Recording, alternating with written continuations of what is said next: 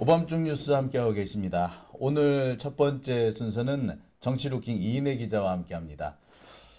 안녕하십니까? 네, 안녕하세요. 이인혜입니다. 네, 오밤중 뉴스입니다라고 한 3초 있다가 정치루킹 이인혜 기자와 함께합니다라고 한다고. 네.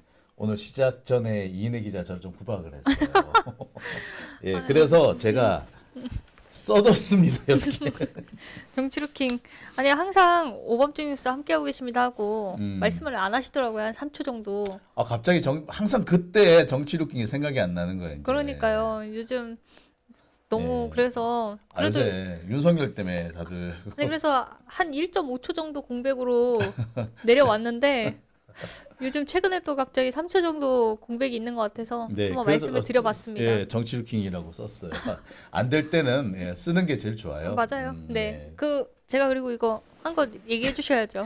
예, 제가 어제 보여드렸죠. 정말 이거 한자 한자 열심히 썼다고. 예.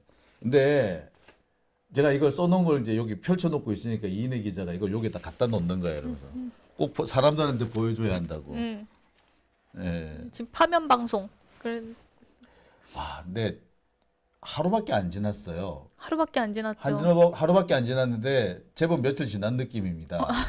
전 벌써 새로운 민주정부가 들어선 느낌이에요.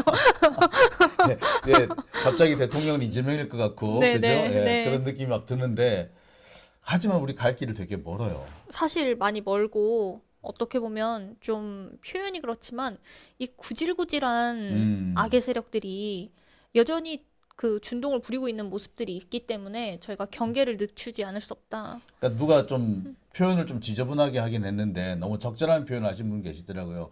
큰 똥만 치웠지 휴지가 남아 있어서 빨리 치워야 된다고. 아, 똥 닦은 휴지를 빨리 치워야 되는데 네, 네. 그것도 만만찮다고. 맞아요. 근데 이제 처음 그 얘기를 들었을 때는 왜 이렇게 지저분한 비유를 쓰냐고 뭐라 그랬는데 돌아서서 가만히 생각해 보니까 그 말이 맞는 거야. 그래서 이제 해야 될 일이 앞으로 또 남아 있구나. 특히 윤석열 때문에 지금 살아남아 있는 여러 적폐들을 이런 데들을 빨리 처리를 하려면 우리가 쉬고 있을 시간이 없다. 맞아요. 예. 진짜 바쁘다, 그죠? 그래서 저 역시 어제 그랬습니다. 오늘 하루는 쉬고 내일부터 우리 다시 적폐청산 시작하자고. 맞아요, 지금 딱 맞아요. 그 상황인 것 같아요. 오늘 준비한 주제도 비슷한 내용 같습니다. 아마 네. 그 연장선상에서 준비하시지 않았나라는 생각이 들거든요. 네. 대통령 기록 관장이 바뀌나 봐요. 네, 그렇습니다. 이번에, 대통령 기록물 이관 절차 이제 곧 들어갔고, 근데 실제로 우리가 이제 박근혜 탄핵 때부터 잘 봤지만, 박근혜 탄핵 이후에도 사실 파쇄기를 26대를 들어왔다는 둥, 그리고 뭐 노무현 정부보다 33% 적은 기록물들을 갖고 들어왔다는 둥, 그래서 박근혜가 실제로 국정농단에 대한 부분들을 모든 자료를 은폐하고자 파쇄기도 드리고 그러니까 일부러 자료도 축소시켰다라는 논란들이 많았고 사실 그게 어느 정도 맞았죠. 네, 맞았죠. 근데 이번에도 어떻게 보면 박근혜보다도 훨씬 더 큰 내란이라는 범죄를 저지른 윤석열이라는 사람이 결국 그 내란을 은폐하기 위해서 대통령 기록관장부터 시작해서 이 대통령 기록관에 개입을 하고 있는 것 아닌가 하는 그런 의혹들이 최근에 나오기 시작했습니다. 대통령 기록관장에 윤석열 신복이 간다면 충분히 의심을 해볼 수밖에 없어요. 때마침 지금 그런 놈이 간다면 분명히 중요한 핵심적인 기록은 다 지울 거예요. 그러니까요. 노무현 대통령 같은 경우는 그 본인이 직접 쓴 메모 한 장까지 다 남기셨잖아요. 그래서 약간 낙서 같은 느낌도 드는데 고민하다 보면 막 이렇게 저렇게 막 써놓잖아. 그 내용까지 다 그 대통령 기록물로 다 넘어갔습니다. 근데 윤석열은 안 그럴 것 같아.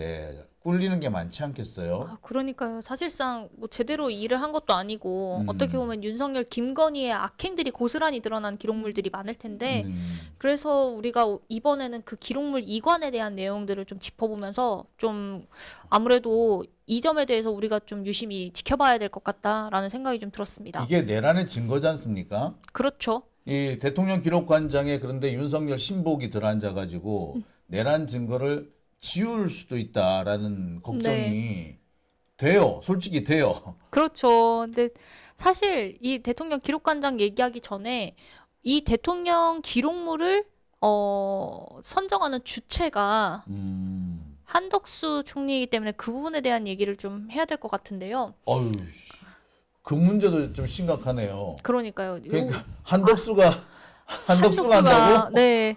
지금 이게 어떻게 됐냐면 원래 그 이제 기록물 이관 절차를 어제부터 바로 들어가기 시작했습니다. 그래서 그렇죠. 이 대통령실과 경호처에서 나온 모든 기록물들을 다 이제 보관하는 작업을 거치고 이걸 담당하는 부처가 행정안전부이기 때문에 지금 행정안전부에서 기록물 관련된 팀들을 만들어서 지금 꾸려서 이제 기록물들을 이제 입수하고 있는 단계인 거고요. 근데 이제 이 과정에서 대통령 기록물 중에서 공개할 게 있고 비공개할 게 있잖아요. 그렇죠. 그럼 비공개할 거를 뭘로 할 거냐?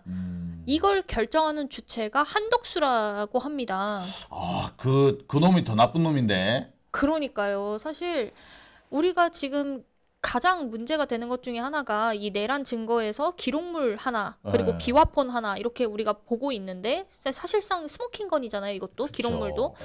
근데 여기에서 만약에 내란 관련된 자료들을 무조건 다 비공개 처리를 하겠다라고 한덕수가 그냥 눈 딱 감고 결정만 해버리면 우리는 한 30년 동안 그걸 볼 수가 없는 상황이 돼버리는 거죠. 그러니까. 아, 지난번에 황교안 때도 그런 일이 있었지 않습니까? 맞습니다. 아, 지난번에 황교안 때도 한번 얘기를 좀 해보면 우리가 박근혜 황교안 황교안이 그 당시에 권한대행 이제 그쵸. 총리였고 권한대행이었는데 이제 박근혜 전 대통령이 가장 문제가 됐던 것 중에 하나가 바로 세월호죠. 때 네. 7시간 동안 도대체 뭐 했냐. 다 의문을 가졌었습니다. 그렇죠. 사실 세월호 참사가 나기 그 전후부터 그리고 그 일어나고 나서부터 그 7시간 동안 어디에 있었는지 행방이 묘연한 그렇죠. 상태였었기 때문에 이 박근혜 7시간에 대해서 우리가 이제 좀 알 수 있겠다라고 했는데 갑자기 이 황교안 대행이 그냥 이걸 비공개 처리를 하면서 사실상 30년 동안 못 보는 걸로 됐는데 물론 최근에 이번에 그 세월호 7시간 관련돼서 대법원에서 이거 좀 비공개 처리는 잘못된 것 같다. 그래서 다시 그 싸움을 시작했다고 하더라고요. 네. 그래서 이 세월호 7시간에 관련된 것들은 아마 조금 더 법적 공방이 좀 재판을 지나면 거치면 공개를 할 수도 있어요. 공개가 될 수도 있긴 한데 지금 이 건도 뭐 기록물 이관이나 이런 부분들이 있는 상황에서 지금 이 한덕수 총리가 어쨌든 이 12.3 불법 비상계엄 관련된 자료들을 다 좀 비공개 처리를 할 가능성이 상당히 높아 보인다. 왜냐하면 결국에는 이 한덕수 총리, 그러니까 한덕수 대행도 어떻게 보면 내란 공범이잖아요. 그러니까 지도 공범이니까. 실제로 국무회의나 없었다 뭐 이런 여러 가지 얘기들이 있지만 어쨌든 이 한덕수 그 권한대행에 관련된 기록물들도 여기에 다 남기고 최상목 권한대행 때도 있었던 것들을 기록물로 남기는 것이기 때문에 실제적으로 본인의 어떤 잘못을 좀 감추기 위해서라도 윤석열 거를 선택적으로 좀 비공개 처리할 가능성이 높아 보인다라고 볼 수가 있겠습니다. 그렇죠. 야, 사실 한덕수가 한다면 윤석열을 위해서도 아마 비공개 처리를 많이 할 것 같고 자기 자신이 살려고도 할 것 같아요. 네. 한덕수가 정말 제가 보면 제일 나쁜 놈이야. 사실 윤석열도 나쁜 놈인데 윤석열하고 좀 방향이 틀릴 뿐이지 나쁜 놈인 거는 똑같은 게 진짜 더 나쁜 놈일 수도 있는 게 사실은 한덕수예요. 한덕수 같은 경우에 노무현 대통령 밑에서 또는 김대중 대통령 밑에서 출세를 했단 말이야. 그렇죠. 그리고 출세한 거를 바탕으로 해가지고 자기가 지금 다시 국무총리 2번을 해먹지 않습니까? 그랬던 놈인데 이번에도 보면 김건희 특검이나 내란 특검 다 거부하고 마은영 재판관 아직도 임명 안 하고 있잖아요. 그렇죠. 그러니까 정말 야비한 놈이에요. 나쁜 놈이고 노무현 대통령이나 김대중 대통령이 그 야비하고 나쁜 놈한테 속은 거예요, 사실은. 아, 맞아요. 이게 그런 놈이다 보니까 요 놈한테 한마디로 생선 가게를 맡겨놓은 거 아닙니까? 그런 거죠. 이 못된 고양이한테 생선 가게 맡긴 그런 상황이 되는데 이 불안할 수밖에 없을 것 같아요. 근데 거기에다가 이 담당자 기록관장은 또 윤석열의 신복 꼬붕이다. 네. 지금 그런 상황으로 다 이어져 가고 있죠. 사실 한덕수 총리 같은 경우에는 가장 문제가 되는 게 어쨌든 그 사람이 지금 국무총리라고 하면서 이제까지 보여줬던 게 결국 자기 자신의 그 자리를 지키는 것. 특히나 이거는 좀 어떤 면에 있어서는 좀 편견이라고 할 수도 있겠지만 기재부 출신들이 갖고 있는 그 공무원들이 갖고 있는 안정성 이런 거에서도 많이 비롯된다고 생각해요. 그러니까 결국에는 본인의 안위를 보존하기 위해서 지금 이 기록물이라고 하는 것도 결국엔 본인한테 불리할 만한 그러니까. 요소들은 다 비공개 처리를 해버리면 그만인 건데 물론 우리가 법적 공방을 해서 다시금 그 비공개된 것을 공개 처리를 한다고 할지언정 그 사이에 이미 내란 관련 재판들은 또 진행이 되고 있을 그러니까. 텐데 그러면은 핵심적인 증거들은 다 사라져 버린다는 네, 얘기잖아요. 가니까 그럼 결국에는 이거는 뭐 검찰이나 법원에 그러니까 검찰은 둘째치고 법원에서도 뭔가 이걸 판결을 내릴 만한 그러니까 무기징역이나 사형이나 이런 것들을 반드시 내려야 되는데 그런 걸 내릴 만한 증거들이 빠지게 되면은 본인들도 좀 이제 곤란해지는 상황이 되는 거죠. 그러니까 지금 한덕수가 일단 권한대행인 것이 지금 상당히 불안적인 요소인 것은 맞다. 아, 이거 하루라도 빨리 내쫓아야 되겠네. 그러니까요. 한덕수라는 사람이 참 야비한 것이 원래 이 양반이 전주에서 초등학교를 나왔어요. 그때는 국민학교라고 그러잖아요. 국민학교 나오고 경기중학교, 경기고등학교를 나옵니다. 네. 그리고 서울대 뭐 이렇게 나오잖아요. 고향은 그래서 전북이 맞아요. 근데 이 양반이 끝까지 근데 이 사람이 고향이 전북이라고 한번 어느 기자가 쓴 적이 있답니다. 그랬더니 전화가 와서 내 고향은 서울이라고 고쳐달라고 그랬다는 거예요. 하여튼 무슨 국장을 할 때 그랬답니다. 그 당시가 한참 그 지역 감정 그 당시 이제 호남 김영삼 출신들이 때였어요. 그러니까 김영삼은 그래도 경상도 출신이니까 그나마 그래도 민주정부라고 좀 낫다라고 했었는데 여전히 좀 그랬던 모양이에요. 그러니까 내 고향은 서울이다. 내가 왜 전라도냐. 그랬다는 거예요. 자, 그리고 그 다음번에 이제 김대중 정부가 들어섰잖아요. 그러니까 이제 이번에 기자들이 미리 알고 서울 서울이라고 출신이라고 했는데 써서 보낸 거야. 이제 기사를 낸 거야. 그랬더니 팩스를 보내가지고 나 고향 전북이야. 바꿔줘. 호남이라고 정정해달라고. 심지어 그 같은 기자가 걸린 경우도 전북 있었대요. 전북. 그러니까 그래서 아니 지난번에 내가 전북이라고 썼더니 서울로 바꿔달라고 전화까지 해가지고 고래고래 소리 지르지 않았냐고 왜 또 소리 지르냐고 막 싸웠대요. 그래서 그런데 한 번은 또 뭐라 그랬냐면 나는 고향이 충청도야 그런 적도 있었대요. 왜냐하면 전북하고 충남하고 왔다 갔다 한 그런 데가 있어요. 금산. 그쵸. 금산도 있고. 금산 같은 경우에는 그 전북으로 갔다가 충남으로 갔다가 몇 번 그 왔다 갔다 한 적이 있나 봐요. 뭐 전부 다 그랬는지 어쩌는지 모르겠으나 하여튼 좀 그런 적이 있었나 봐. 그러니까 이거를 나 금산 출신이야. 나 충청도야. 그랬다는 거야. 아니 그러면은 누가 뭐 예를 들어서 자기 아버지가 서울이면 고향이 서울인 거고 나 여기 전라도에 있었으면은 전라도에 또 그러니까. 고향이 되는 거고 뭐 이거는 뭐 선택적으로 고향을 그러니까 그것도 보면 아니 한번 선택했으면 그냥 쭉 가야지. 고향이 왜 자꾸 바뀌어? 왔다 갔다 하는 거 아니에요. 그러니까 저 같은 경우에 그래요. 보면은 이제 저는 집이 부산이에요. 부산인데 부모님 고향은 이제 경남 남해입니다. 근데 보통 부산 남해 이렇게 많이 써요. 그래가지고 근데 그래도 바뀌지는 않잖아. 부산이라고 하는데 아버지 고향은 걔 남해래더라 뭐 이런 거 있어. 그런데 쭉 가야 될 거 아니야. 그러니까 한동훈 같은 경우에는 지는 서울 강남이지만 아버지 고향이 그 춘천이에요. 그래서 춘천이라 그랬다가 뭐 하여튼 그래요. 뭐 이런 경우는 있을 수 있어. 한 번 쓰면 쭉 가야지. 서울이랑 이렇게 왔다 갔다 정권에 따라 바뀌는 사람 아니야 이 사람이. 진짜 그거 하나만으로도 그거 하나만으로 기회주의적인 게 그냥 엿보이네요. 그러니까 네. 이래 그리고 그 노무현 정부에서 있던 관료들 대부분이 그 이명박 정부에서 다 물 먹어요. 다들 참 안 풀렸어. 심지어 감옥살이하고 막 그랬던 분도 계신데 한덕수는 갑자기 국무총리 하던 사람이 미국 그 대미 그 통상 대표부로 해가지고 미국도 가요. 미국 대사로 가요. 이명박 정권에서도 어. 잘 쓰였다는 얘기네요. 그러기 위해서 이명박한테 수망교회 가가지고 읍소했다는 그런 얘기까지 있어요. 참 정말 야, 윤석열 때는 어떻게 했게? 부인이 또 부인이 또 이렇게 요 무속에 조금 관심이 있으셔가지고 그 여사랑 또 예 여사끼리 네. 그리고 똑같이 이 양반들이 둘 다 미술하고 관련이 있더라고. 그러니까 그래서 또 발탁이 된 거 아닙니까? 근데 이런 놈한테 대통령 기록물을 맡긴다. 그렇죠. 미래의 역사를 맡긴다.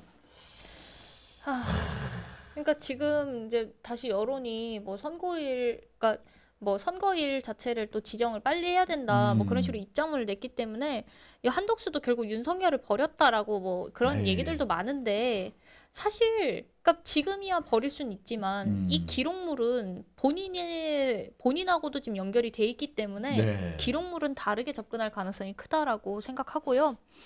이제 사실 한덕수만이 문제가 아니라 그러니까 말씀하신 것처럼 그 대통령 기록관장을 교체하는 과정들이 있었는데 네. 그 과정들이 좀 심상치 않습니다.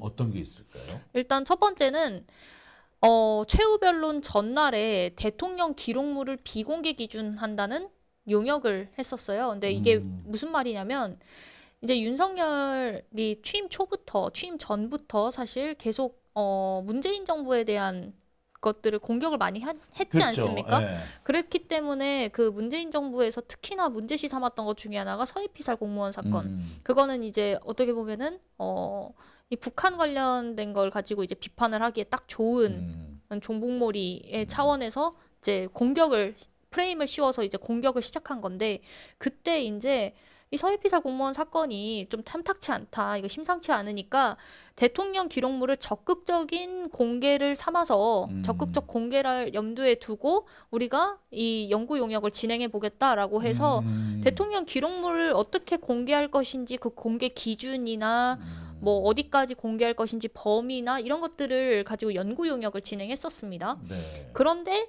이번에 2025년 2월 24일 그러니까 최후 변론이 25일이었으니까 그 그쵸. 전날이죠. 탄핵 마지막 탄핵 최후 변론 마지막 날.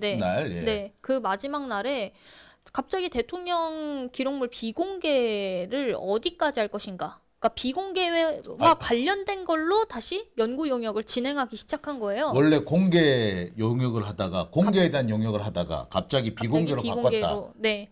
뭐 하는 놈이야 이거? 진짜. 그러니까요. 근데 지꺼 걸릴까봐. 그러니까 행안부에서는 이걸 변명을 어떻게 하냐면 이건 연례적으로 우리가 하는 거다라고 하지만 그 연례적으로 하는 게 왜 하필이면 그 최후 변론 전날에 하는 것이며 그리고 실제로 비공개라고 하는 거는 현 정부 들어서 처음 연구 용역을 진행한 것이기 때문에 원래 제대로 된 공무원들은요, 그 오얏나무 밑에서는 갓끈을 매지 않습니다. 근데 꼭 보면 늘 하던 일이라고 하는데 오해받기 딱 좋을 때 해요. 그러니까요. 이번에 영연백만 해도 마찬가지죠. 그렇죠, 그렇죠. 그래놓고선 정기적으로 하는 일이다라고 하는데 옛날에 이런 비슷한 일이 좀 있었나 봐요. 노태우 때. 그랬을 때 김영삼 당시는 이제 국회의원이었지. 뭐라고 했느냐. 평소에 이 양반이 이렇게 말을 잘하는 양반이 아니잖아요. 보면 김영삼의 말을 또 좀 더듬기도 하고 또 애가 많고 그랬잖아요. 예. 네. 근데 이분이 그날 딱 한마디를 했는데 좌중이 다 얼어붙었다 그래요. 오얏나무 밑에서는 갓끈을 꽂혀 매지 말라고 했습니다. 오얏나무 밑에서 갓끈 꽂혀 맸으면 오해받는 거는 감수하셔야죠. 아무도 말을 못했다는 거예요. 억울하다고 오해받았다고 억울하다 하지 말라고. 그런데 그 얘기를 김대중 당시 평민당 총재가 듣고는 막 웃었대. 너무 통쾌하다는 듯이.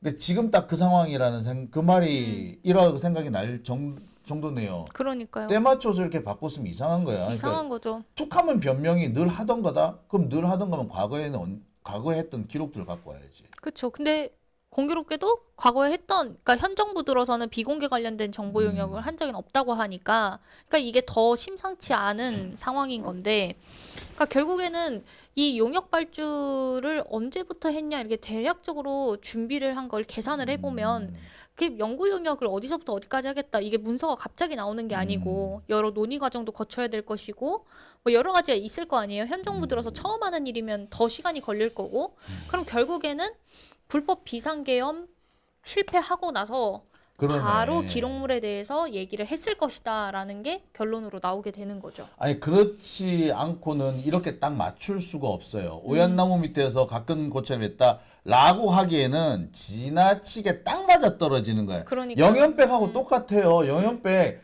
왜 맨날 사들이는 걸 하필이면 그때 맞춰서 사들이냐고. 이 미친놈들 아니야. 또 대량 구매로. 그러니까 나 진짜 영연백 얘기 듣고 얼마나 섬뜩했는데 사실 평소에는 영연백 쓸 일이 없어요.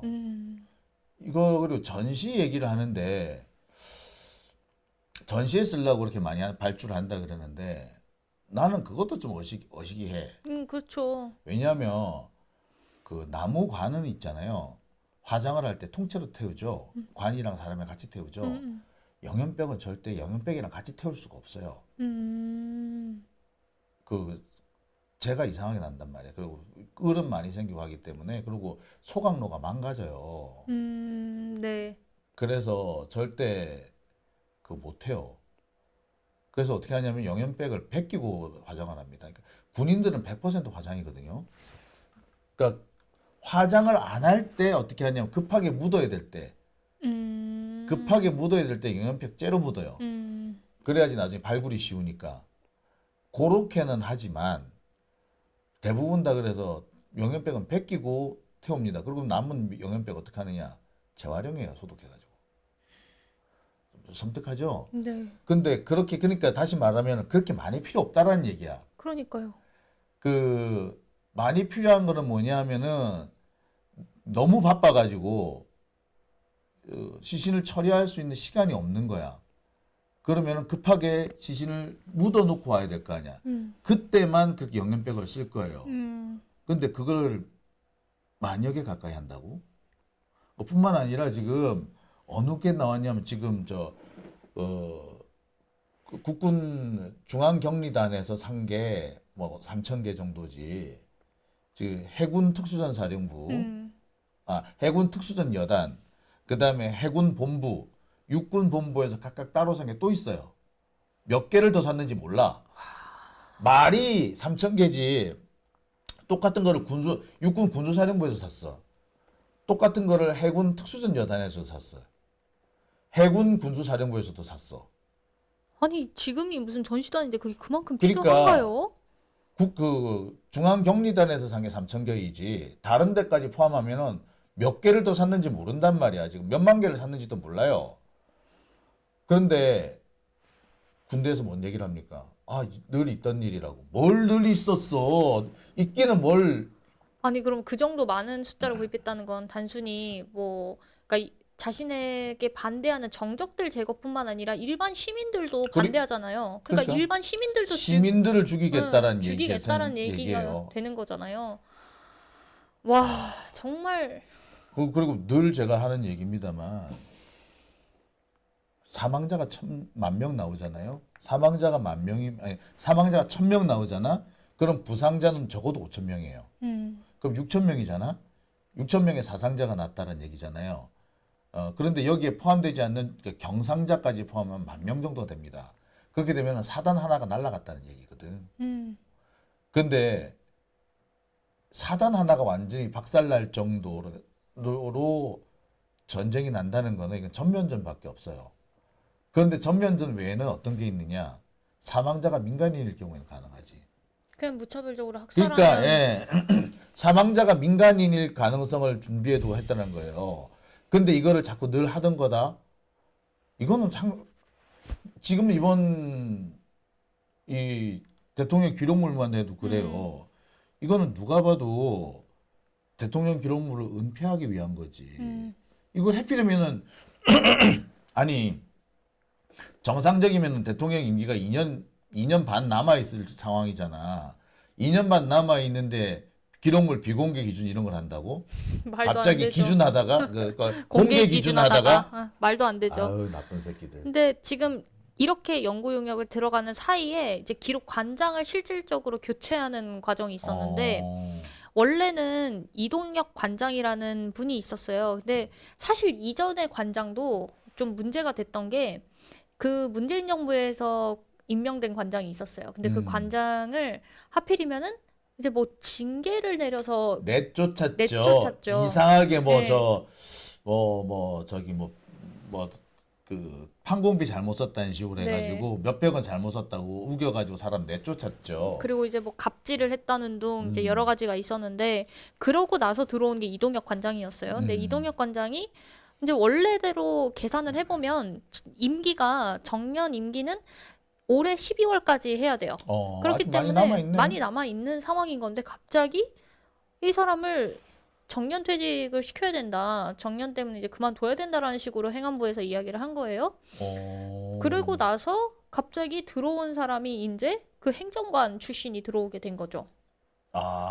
대통령실 행정관을 거기에다가 한마디로 꽂아 넣은 거네. 그렇죠. 그러니까 원래대로라면은 이제 5년 다 임기 채우고 나와야 되는데 그것도 아닌 상황인 거고 이 용산 출신 대통령 기록관장 지원이 뭐냐면 이 정모 행정관이라고 합니다. 제가 이름을 좀 알아내려고 했는데 그 행안부에서 이제 기자들도 그렇고 다 아무도 공개하지 않아서 정 씨라는 것만 나와 있더라고요. 근데 여기 이 내용을 좀 자세히 보게 되면은 이 내용에 뭐라고 나와 있냐면 이 정전 행정관의 이력이 지금 문제가 되는 게 있어요. 이제 이명박 정부가 들어선 2008년에 기록연구사로 청와대 들어오고 나서 박근혜 정부 때도 일했고 문재인 정부 때도 조금 일했다가 윤석열 들어와서 대통령실로 완전히 들어왔는데 이때 문제가 됐던 게 그 이명박 때 그 이명박 대통령이 소유했던 그 영포 빌딩에서 청와대 관련 문서 상자가 있었어요. 그렇죠.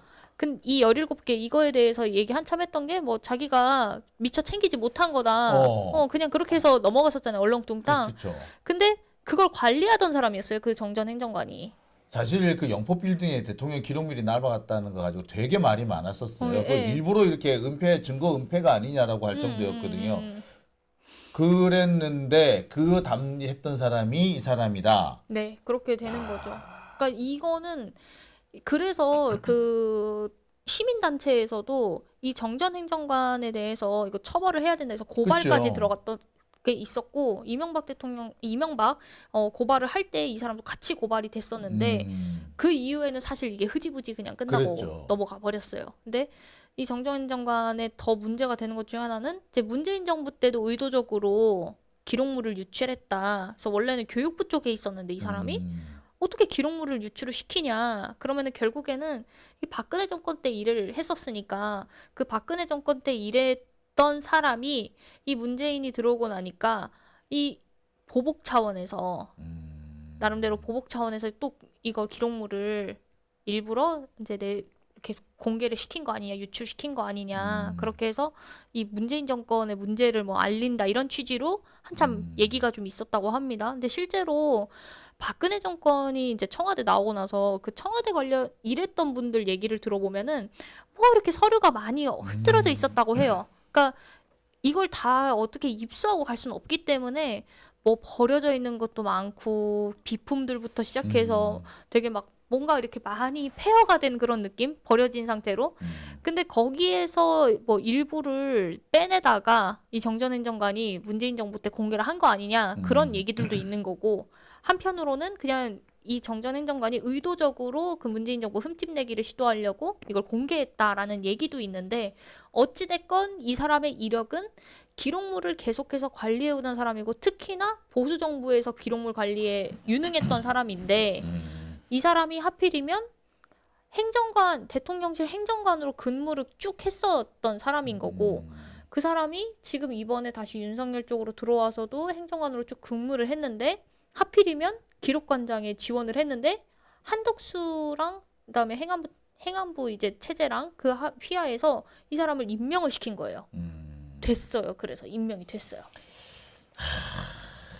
그러니까 이런 냄새가 나네. 그러니까 이런 일련의 상황들을 보면 절대적으로 와서는 안 되는 사람이 기록관장에 온 셈인 거예요. 가장 기록이 중요할 시점에 절대로 와서는 안 되는 사람이 가장 중요한 곳에 앉아 있네요. 그렇죠. 그리고 사실 이 사람이 기록물 은폐 전문인 거죠. 이 사람은.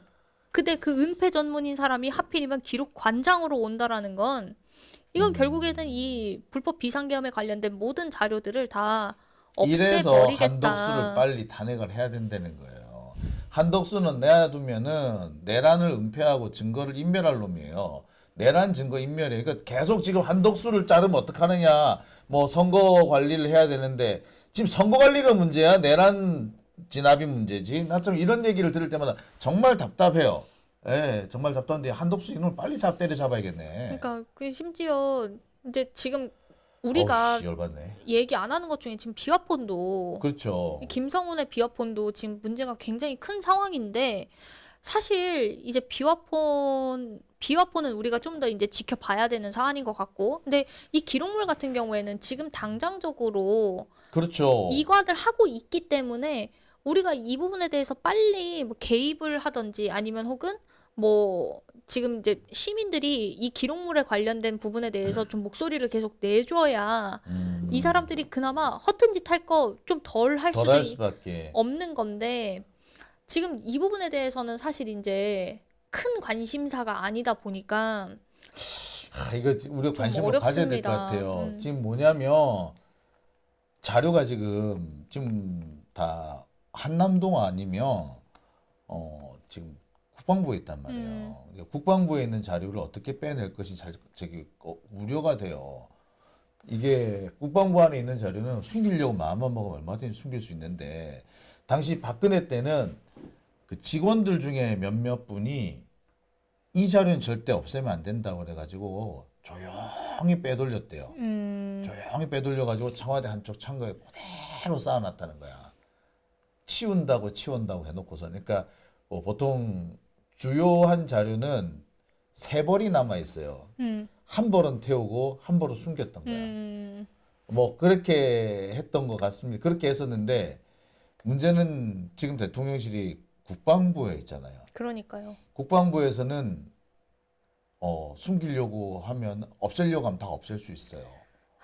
그러니까 이게 참 안타까운 게 우리가 박근혜 때도 박근혜 탄핵 이후에 사실 대통령 기록물이라고 하는 게 이전에는 그냥 정부가 잘 넘어갔었기 때문에 사실 이제 지금과 같이 탄핵이 돼서 갑자기 방을 빼야 되는 상황이 됐을 때에 어떻게 이 기록물을 이관시킬 거냐 그 문제가 이미 있었고 거기에서 결론적으로 나왔던 건 황교안이 세월호 7시간을 비공개 처리하는 게 결론으로 나왔단 말이에요. 그러면은 이 대통령 기록물에 관련된 법에 대해서 좀 법안 발의가 됐든 개정이 됐든 뭔가 여러 가지 조치들을 취했어야 되는데 사실 이게 국회 안에서 그냥 이제 지게 된 거죠. 뭐 여러 가지 우선순위 안에서 이제 밀린 것이 되겠고. 근데 이번에 물론 대통령 기록물 특히 이제 내란 관련된 자료에 대해서는 비공개 처리를 못하게 하자라는 법안 발의를 그러니까. 하긴 했다고 하더라고요. 근데 실제적으로 그게 빨리 통과가 되든 또 한덕수가 거부해버리면 어떡하려고. 그러니까 거부하면 이제 사실상 의미가 없으니까 이 부분을 그러니까 어떻게든 해결을 해야 되는 상황인 한덕수를 거죠. 빨리 탄핵을 해야 된다니까. 한덕수가 한덕수가 한덕수가 아니라도 이거 누구든 이거 대통령 선거 관리할 수 있어요. 근데 왜 자꾸 한덕수를 자꾸 이거 나중에 두고 문제가 생깁니다. 황교안이 싼 똥 아직까지 못 치우고 있거든. 근데 한덕수가 싼 똥 우리가 언제까지 치우게 될지 몰라요. 그 점 참 답답하네요. 참 그러니까 그래서 좀 우리 시민분들이 이 부분에 대해서 많이 좀 관심을 가져주시고 문제 의식을 갖고 계셔야 어떻게 보면 이 사람들이 그런 허튼 짓을 못할 것이다라고 하는 생각이 들어서 오늘 좀 가져와 봤습니다. 꼭 잘 됐으면 좋겠네. 우리 좀 신경을 좀 써야 되겠네요. 그러니까 이게 뒷목이 넘어간다니까. 이 파면되고 나서 기쁜 건 잠시고 또 고구마 같은 일들이 지금 산적해 있는 상황인 거예요. 지금이. 그러니까 한덕수를 빨리 없애야 된다니까. 이 새끼를 죽여버려야 된다니까. 진짜. 열받아. 답답하긴 한데. 네. 어쨌든 한번 이 이후에 나오는 소식들이 있으면 또 전해드리도록 하겠습니다. 네. 기록물 은폐 전문을 기록 관정에 앉힌다. 안 되죠. 예. 우리 두 눈 부릅뜨고 하나하나 짚고 넘어가야 됩니다. 그리고 이 과정에서 이상한 짓 하는 놈들 끝까지 추적해서 값을 치르게 해야 합니다. 네. 아, 답답하지만 꼭 해야 될 얘기인 것 같고요. 그러니까요. 예. 네. 그나마 다행인 거는 우리가 지금 벌써 몇 주째 다음 주에는 좋은 소식, 다음 주에는 좋은 소식 하면서 왔잖아요. 네, 그래도 이번에는 좋은 소식과 함께 뭐 방송할 수 있어서 참 좋네요. 맞아요. 네. 네. 오늘 여기까지 하고요. 다음 네. 주에 뵙도록 네. 하겠습니다. 다음 주에 뵙겠습니다. 네, 수고하셨습니다. 감사합니다.